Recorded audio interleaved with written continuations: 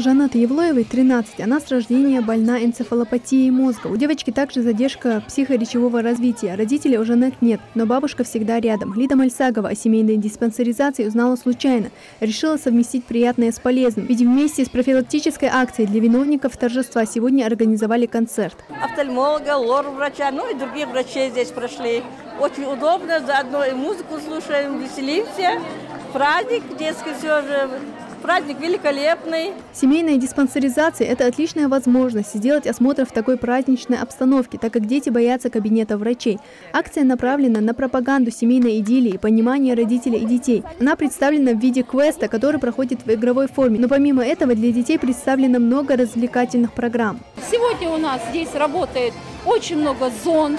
Это зона диспансеризации, это зона мастер-класса, это зона кастинга, это зона, скажем, художества, лепки и конкурсов. Длинные очереди никого не возмущают. Это акция «Общий праздник». Хава Аушева пришла с 3 сыновьями.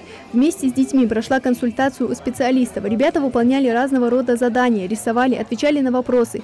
И оказалось, что Хава плохо знает своих детей. Специалисты выяснили, что дети видят маму всегда занятую домашними хлопотами. Учитель биологии, привыкшая отдавать себя работе с детьми, Хава и не думала, что собственным детям не хватает маминого внимания. Важно понимать, что ребенку не нужны нравоучения и какие-либо наказы, их нужно слышать, слушать и разговаривать с ними.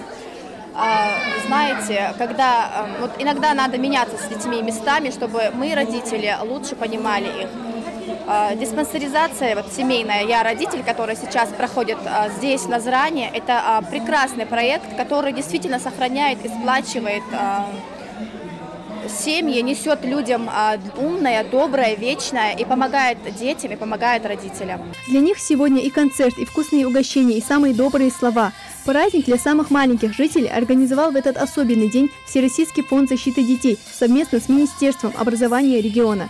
Макка Дударова, Тамерлан Ужахов, Новости 24.